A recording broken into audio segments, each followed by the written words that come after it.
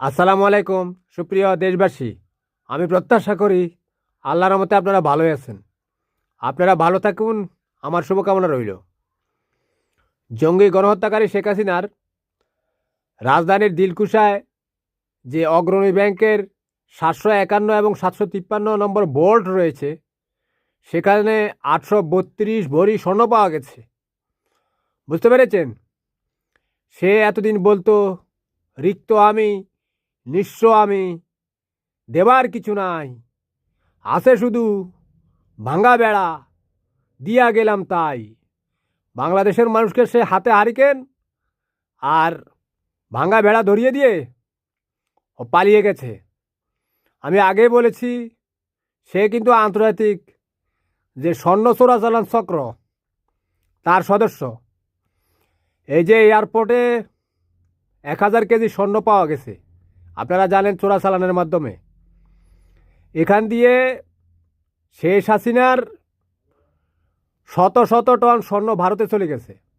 এই যে হাজার হাজার কোটি টাকা সে লপট করেছে, লক্ষ লক্ষ কোটি টাকা লপাট করেছে, সেই টাকা দিয়ে সে মিডল ইস্ট থেকে স্বর্ণ কিনত। সেই স্বর্ণ তার সেলা সামুন্ডাদেরকে দিয়ে, আর এয়ারপোর্টের যে সমস্ত অসাধু কর্মকর্তা কর্মচারী রয়েছে তাদের মাধ্যমে বাংলাদেশের সমস্ত সম্পদ নিয়ে ভারতে গচ্ছিত রেখেছে। বুঝতে পেরেছেন? যা হোক, আমাদের বাংলাদেশের মানুষের ঘুম ভেঙেছে সব হারানোর পর। আল্লাহ যাতে এই জাতির মঙ্গল করে, এই জাতি বারবার স্বপ্ন দেখেছে, কিন্তু তাদের স্বপ্নদোষ ছাড়া আর কোনো কিছুই জুটেনি। আপনারা বেয়াদবি নেবেন না। এই জাতি যাকে বিশ্বাস করেছে সেই বিশ্বাসঘাতকতা করেছে। শেখ হাসিনাকে তো এদেশের মানুষ বিশ্বাস করে না, সেটা সে জানে। এ কারণে সে এদেশের মানুষকে গুম খুন করে, হত্যা করে, আয়নাঘরে নিয়ে ঢুকিয়ে রাখে, আর বাংলাদেশের মানুষের সম্পদ লুট করে সে বিভিন্ন ভল্টে রাখে।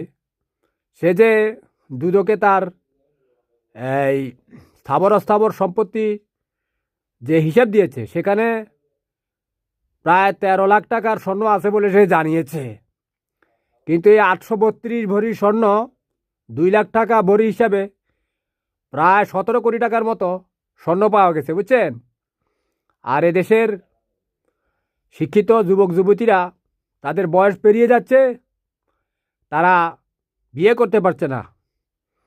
শেখ হাসিনার এই স্বর্ণগুলো যাতে যে সমস্ত অবিবাহিত যুবক যুবতী রয়েছে তাদের মাধ্যমে বন্টন করে যাতে একটা বিয়ের বন্দোবস্ত করে, এই জন্য আমার একটা আহ্বান থাকলো, যাতে সরকার